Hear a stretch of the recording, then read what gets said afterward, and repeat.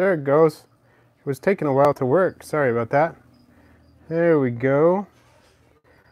So, Rest of Aquariumax here. Animal Lovers 123. Hey, first one. First comment. Thanks for joining in. I am now trying to locate the interestingly colored Hoffmannsegei, or Titan, that I found earlier here. So I'm going to check it out, see if I can find it. It could be a little tricky to do, but it was kind of a chocolate color. It's interesting. It was not the same color as any of the other Hoffmannsegei I had in here. So I wanted to see if I could find that. Brant Barnett, hello and welcome. Changing the chat here. So I just saw a few days ago a Porcelio Hoffmannsegei with a very interesting color, and so I thought I would see if we can discover where it is, and I can show you the difference. Oh, they're all taken off here. Well, let's see what we can find. Who else is in the chat? Let's see. We've got Primetime Gecko and Damien Arculeta and David Leonardo. Hello, welcome. And Heather Jensen in the house as well. Welcome, Heather. Let's see if we can find a little one. There may actually be more than one. I'm sad to report that I have not seen the orange individuals in here, and I'm not sure what that means, if that means some have passed away or what it means. But actually this one, that one still looks the same color as most of the rest of them. I'm just hoping to turn that one up. I don't know what we'll see here. But if you have seen the thumbnail, you notice it's a very different color and under the same light and everything. So who knows what will happen? Who knows what we will see? I wish it were easier to do this. I wanted to take some time beforehand to try to dig one of the strangely colored ones up. Oh, I think I may have seen one. Let's see. Is that one right there? Oh, let's see. Is this it? Let's take a look. How's that one? Damien just got his first Hoffmannsegei colony. Awesome. No, took off. It was too fast. I'm sorry about that. You never know what you're going to get, right? When you dig around in an isopod colony. Well, I am digging around in the isopod colony, the Hoffmannsegei colony, by the way. If you have any other isopod requests of species you'd like to take a look at, I can do that, and then we'll move on to some other things. But Animal Lover asked where I got them. These I got from captiveisopoda.com. Pretty good place in my experience. They were younger. Of course, I did have a couple of subadults at the time. They were old enough to start breeding. And there are actually some tiny ones in here I noticed the other day. So they're reproducing again. Some of these are second, possibly third generation. Let me see if I can scare up a few of the wee ones, because that's always fun. See what we can find. They were over in this corner here. Oh, there's one right in the center of the screen. See that little one running there? There it goes. And there were some even smaller than that at the time. But, ooh, didn't mean to upset that one, but I did. There's one. Where's that one little one I just saw? Anyway, there's a couple of baby ones moving around. There's one in the center of the screen there, moving about. But yeah, some of these, I don't think I have any that are full-grown males in here. I mean, there's a fairly large female right here, you can see. It's pretty big. I have some pretty big males in here, but I don't think I have any that are fully grown yet. There's a pretty big male right there. You can see. Fairly large.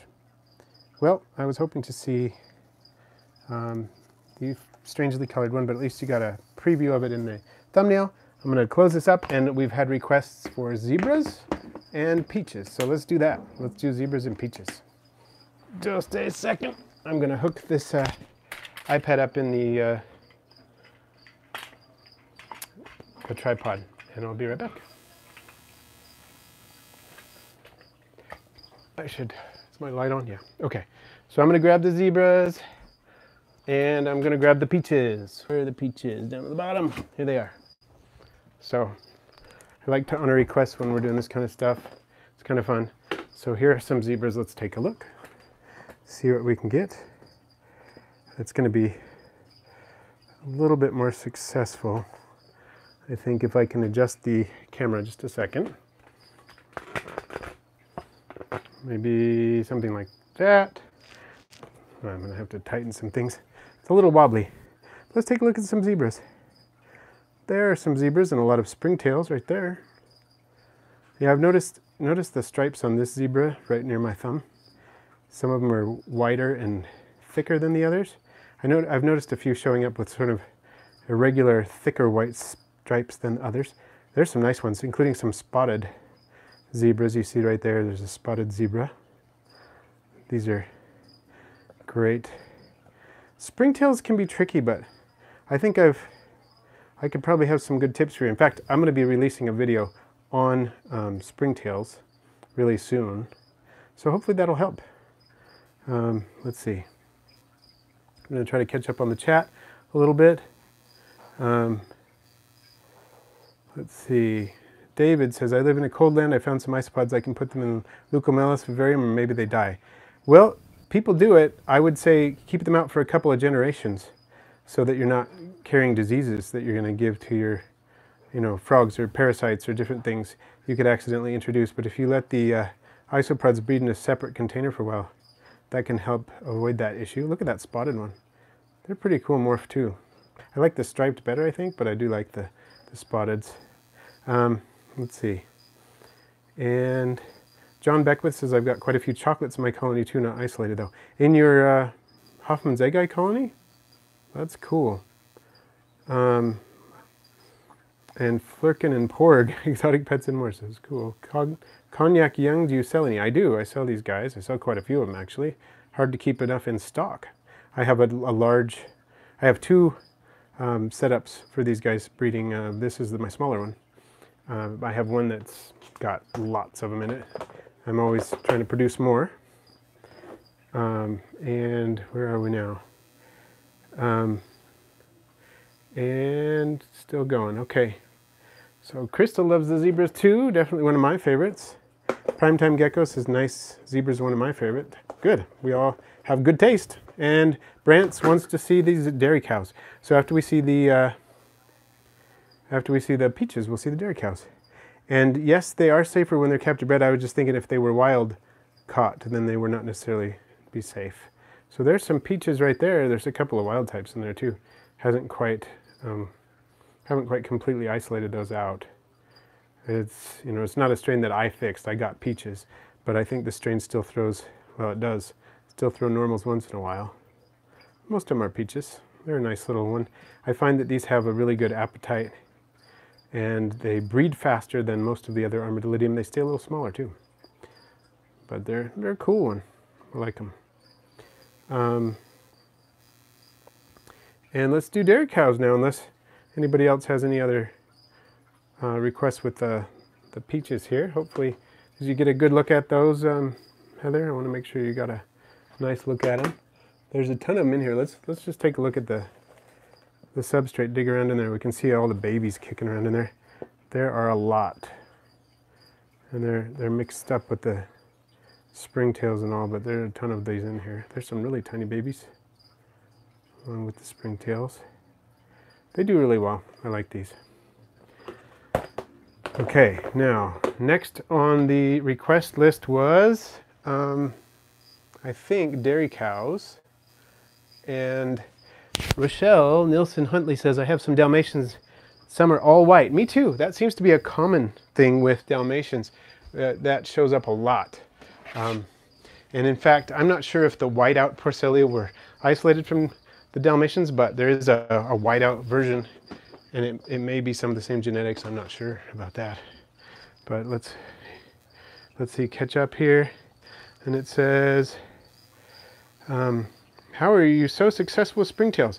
Well, one thing is feeding them appropriately. I find that if you feed springtails so that they are never out of food, They love to be able to eat. Let's see if we can get a good look at some of these dairy cows. Oh, there we go. Look at that.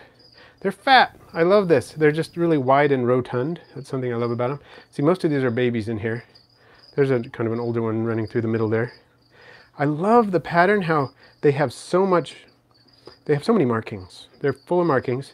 They reproduce super fast. What's not to like about these? I mean, and I love their shiny colors too.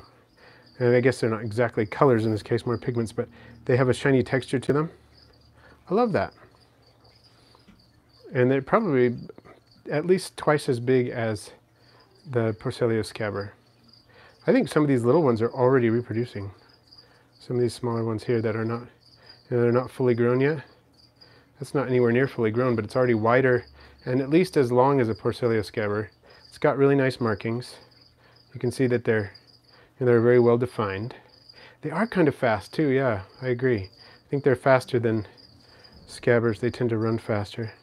Let's see if I can grab a full adult here and take a look at them. See what we can find. I think this one has a marsupium, which is an egg pouch. I think that's what I saw. Let's take a, oh, if I can turn it over. Maybe I didn't, maybe I just thought I saw it. Let's check. No, no marsupium there. But there we go, look at that beautiful isopod. I love that. Okay, I'm gonna catch up with chat a little bit. So, the peaches always remind me of Easter jelly beans. Yeah, I could see that. And Rochelle Nilsson, what do you feed them? I like to give them fish food and bug burger and morning wood in addition to the substrate, you know, mostly the leaves and the wood. And calcium powder, which is crushed eggshell in my case. That's what I've been offering them.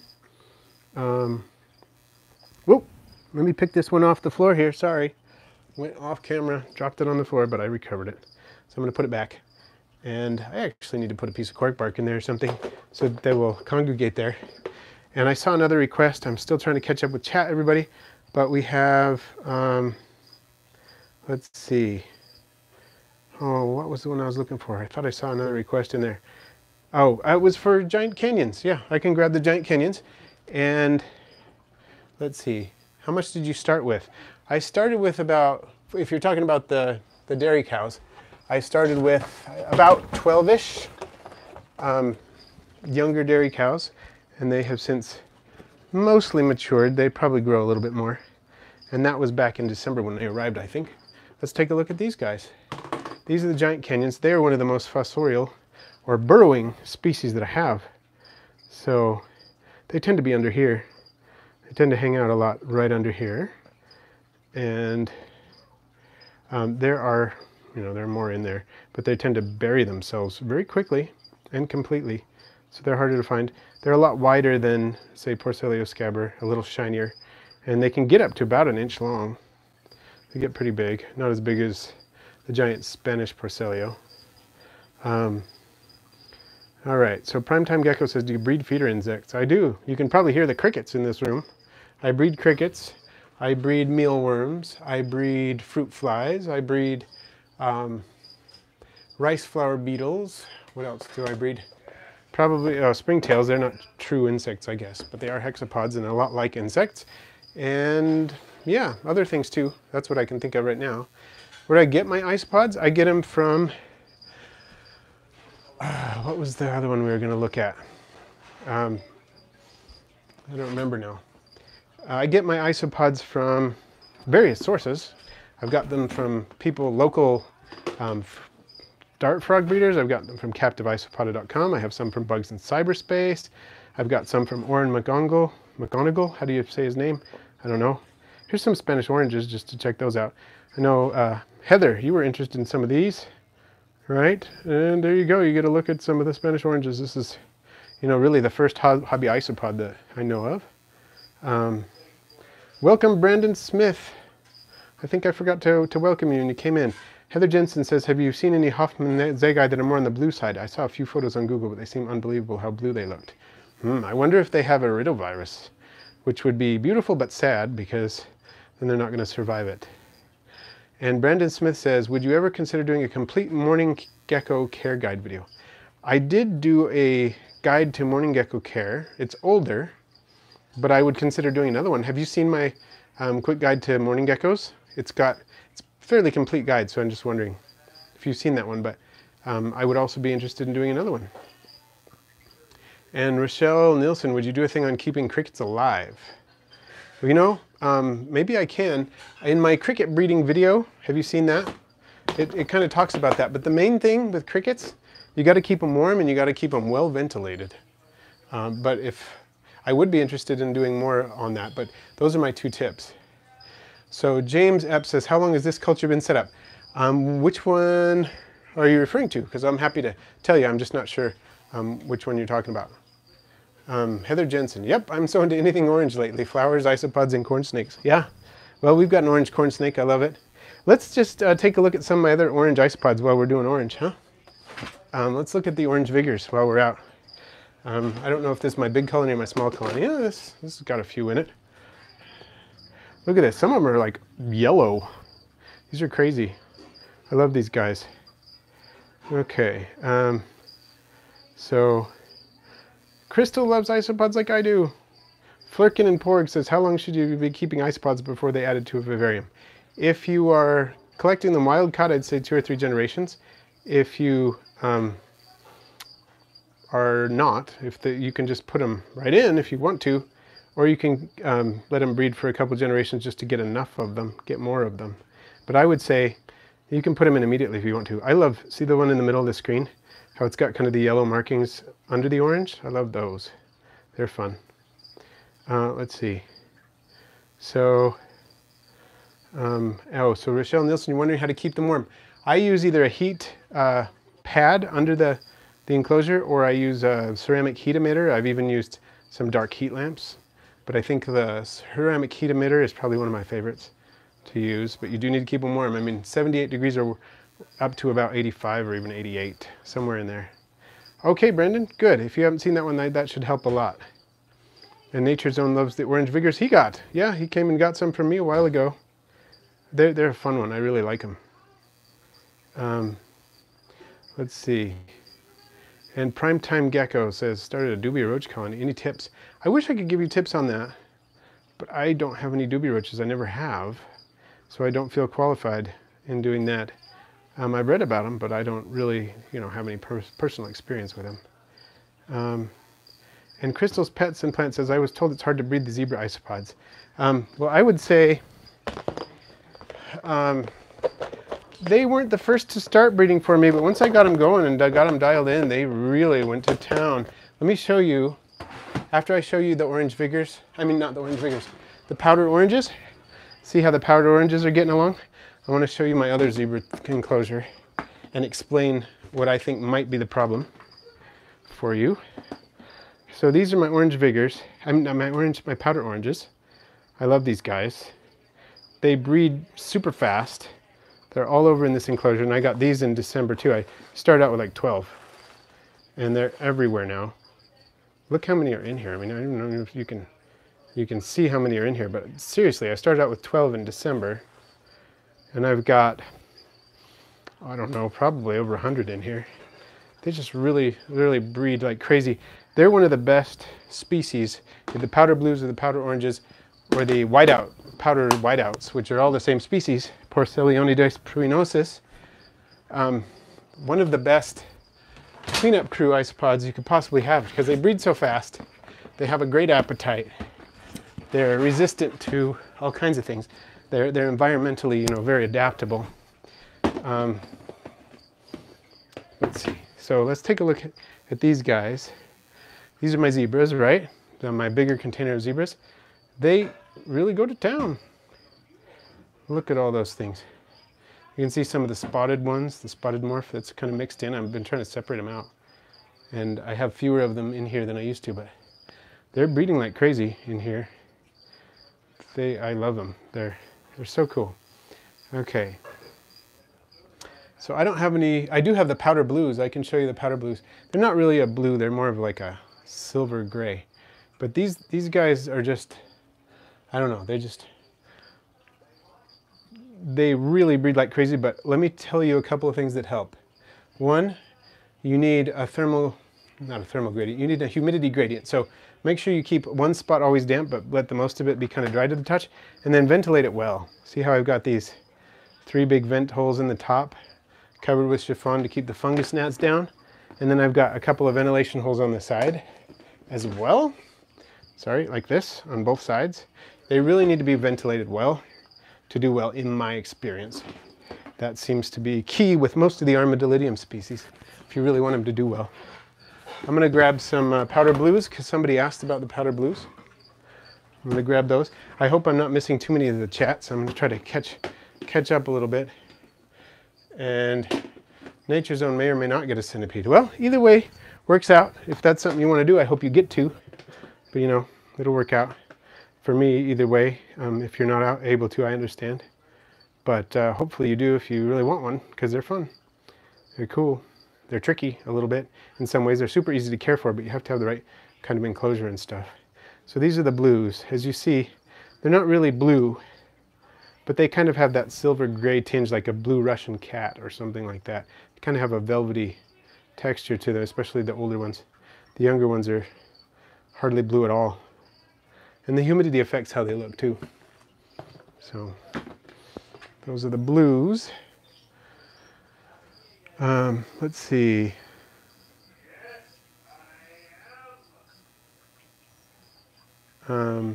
So Damien says, do you have dwarf whites? I have a few. I sold so many, and then unfortunately my son was still learning, so I'm not upset with him at all, but he's still learning about, you know, hydration and stuff. So let's see what we got here. Here's a few dwarf whites, but he actually kind of muddied the container, and I had to redo the substrate. You can see this is not muddy anymore because I had to replace like 3/4 of the substrate. Nothing against, you know, like I said, I'm not mad. It's hard to learn how to do that right away. And there are some in here, but it's nowhere near the numbers I need. So I'm letting those reproduce. I'm not selling any for a while, because once it warms up, they'll go like crazy. They'll reproduce so fast. It's not even funny. So that's a good thing. But for now, I don't have a ton of them because of that. So catching up with the text here. James Epps says, I meant those dairy cows. How long have those been set up? Okay, they're around here somewhere. I want to put them back on the, yeah, here they are. Put them back on the screen while I talk about them. So those of you who just showed up. These dairy cows, I got them in December. I got about 12 adults in December. And they're really breeding well for me, as you can see. It doesn't take them long. I think of all the isopods that I've bred, some of the fastest ones are Porcellio laevis, which is the dairy cow, is a color morph of that species, and the Porcellionides pruinosus. So I have the oranges and the blues in that, in those species. Those are probably the fastest that I have. The dwarf whites can breed really fast if it's warm, but those are probably the 2 fastest species at room temperature at least. Let's see. Some of the chat's getting sort of cut off. Primetime gecko, do you have the high yellow still? I do. Most of them are offspring that are not fully colored up yet, but I do have them. I can pull them out here. You can take a look, see what they look like. They just don't look how they're going to look when they grow up. So I don't really know if that's going to be an improvement or it's going to be worse when they grow up, but we'll see. So we'll take a look at those. Let's see.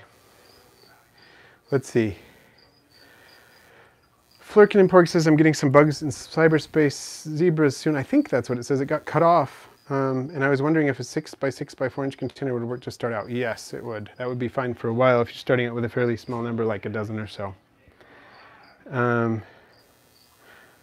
Let's see. Crystal says, my wild-caught isopods breed all the time. Yeah, they will eventually do that. Let's see. So you can see some of these don't look quite normal. There's one right by my thumb that's got a lot of yellow on it, it looks like, but it's too small to tell what it's going to look like when it grows up. There's another one that I think might color up pretty nicely when it grows up. This one has got a little bit of funny coloration on it. You know, one thing to keep in mind is this strain is, it's a sex-linked strain, so the males are just normal gray color. And a lot of them are hiding right now, so I'm not seeing a ton of them. But see, that one's got some interesting coloration going on, and it's almost mature. And then you see a couple of just normal colored ones next to it, so you can see the difference there.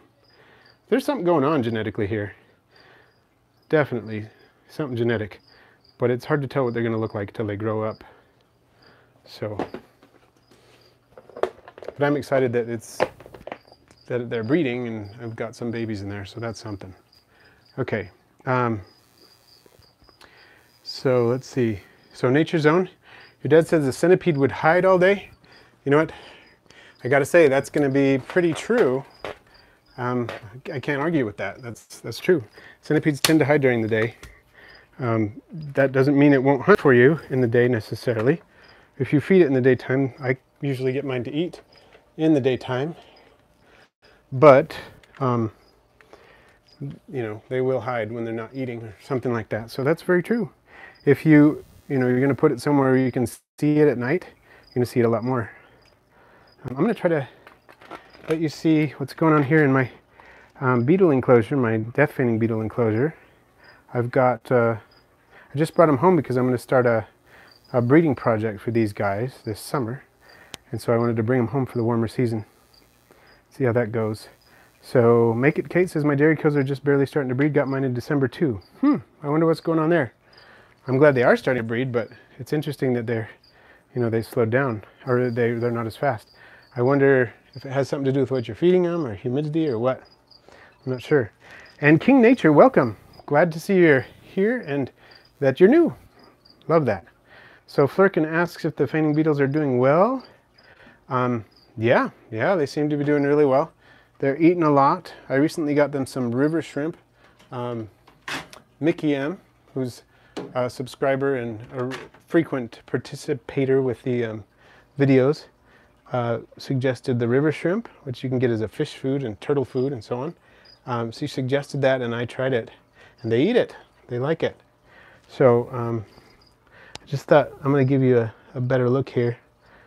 This one is my black death feigning beetle. They're not really black. They're more of a dark blue, and they're smoother. I think their scientific name is Osbolus laevis, which means smooth.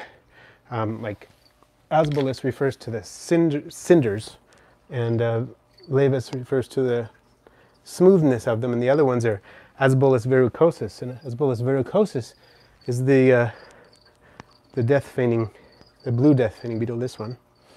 And it refers to the bumpiness, the bumpy nature of their body there. So Nature Zone, the plants are doing pretty well. I tented them because I was going on vacation. They're still tented, and that helps them do really well. So yeah, they're doing fine. Thank you again. Primetime Gecko says, got my first male crested gecko. Awesome. How's he doing? And what morph did you get? And Itty Bitty Ladybug. Excellent, welcome. Glad you enjoy the Q&As. East Coast Power Cichlid says, how many species or varieties of isopods do you have now? I've got 9 different species right now that I got recently. Awesome. I have, I want to say, 22 different forms of isopods. That includes color morphs and whatnot.